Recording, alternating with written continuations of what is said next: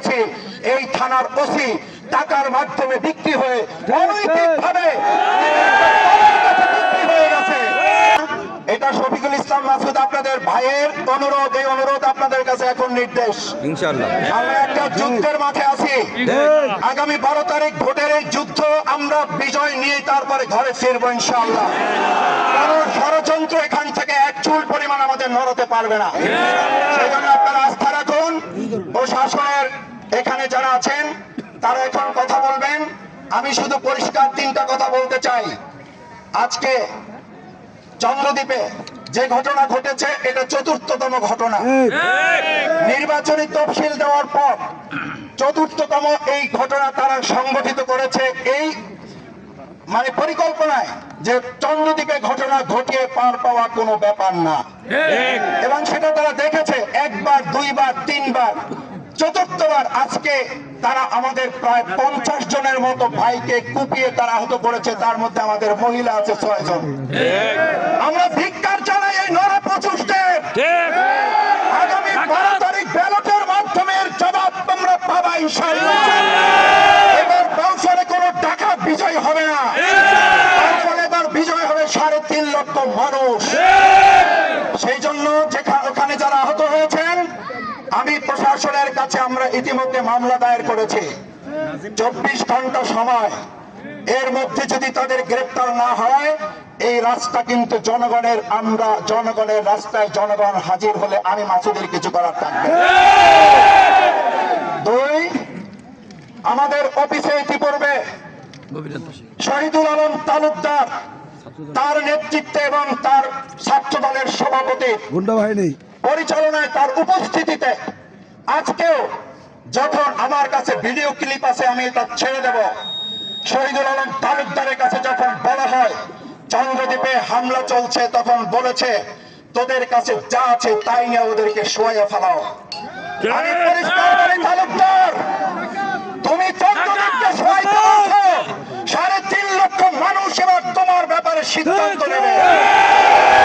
সুতরাং প্রশাসনের যারা আছেন এই যে তালুকদার শোয়াইয়া ফেলানোর সিদ্ধান্তের ভিডিও আপনাদেরকে দেওয়ার পরও শুধুমাত্র আসামি যে কয়জন তাদের ব্যাপারে কার্যকর পদক্ষেপ নিলে হবে না, যিনি এই হুকুমদাতা তার ব্যাপারে পদক্ষেপ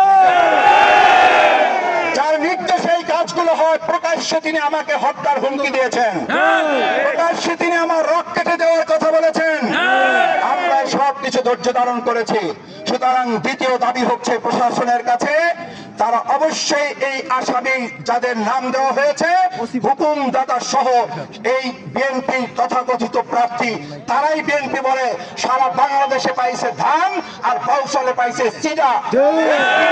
এই সিডার যে আসামি তালুকদার ডাকাতি মামলার 10 বছরের সাজা পাওয়া, এই তালুকদারের ব্যাপারেও সিদ্ধান্ত গ্রহণ করতে হবে।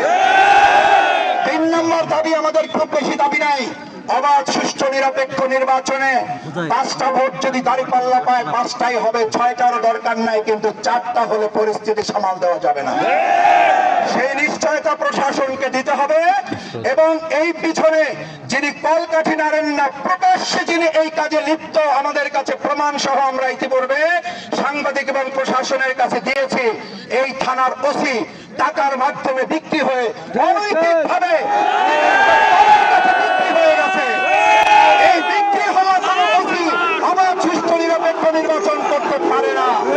অবশ্যই এই ওসিকে প্রত্যাহারের ব্যবস্থা গ্রহণ করতে হবে।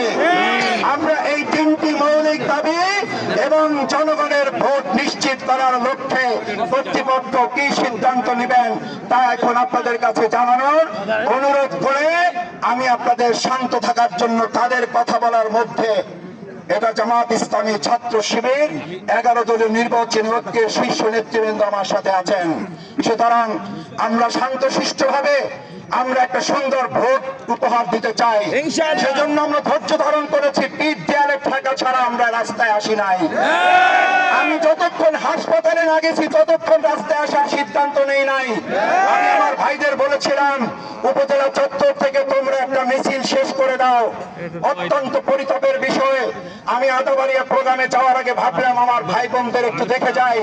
হাসপাতালে যাওয়ার পর আমার মাথা ঘুরে গেছে। একটা মানুষ, একটা দল, একটা ডাকাত কি করে এরকম মানুষের উপর নির্যাতন করতে পারে? তারপর আমি ভাইদের বলেছি, যার যা আছে তাই নিয়ে আপনারা থানা ঘেরাও করেন, কারণ এই থানার ওসি এবং তালুকদারের নেতৃত্বে চন্দ্রদ্বীপে হামলা সংঘটিত হয়েছে। সুতরাং আমরা পরিষ্কার বলছি, প্রশাসনের ভাইয়েরা যা বলবেন আপনারা ঠান্ডা মাথায় শুনবেন, তারপরে আমি কথা বলার পর আমরা পরবর্তী সিদ্ধান্ত গ্রহণ করব। কিন্তু প্রশাসনের ভাইদের প্রতি আমাদের আস্থা বিশ্বাস, বিশেষ করে আমাদের সেনাবাহিনীর দেশপ্রেমিক সদস্যবৃন্দ, এই আজকে যেমন কাঁধে কাঁধ মিলে এখানে দাঁড়িয়েছি, বিগত 5ই আগস্ট আমরা এরকম রাস্তায় কাঁধে কাঁধ মিলে দাঁড়িয়েছিলাম। সেই দেশপ্রেমিক সেনাবাহিনী ভাইরা এখানে এসেছেন, আমরা তাদের কাছ থেকে তাদের সংশ্লিষ্ট প্রশাসন তারা কথা বলবেন, কেউ একটু শব্দ করবেন না, তাদের কোনো কথা যদি পছন্দ না হয় তাও করবেন না। পরবর্তীতে আমি কথা বলার পর তারপরে আমরা পরবর্তী কর্মসূচি এখান থেকে ঘোষণা করব।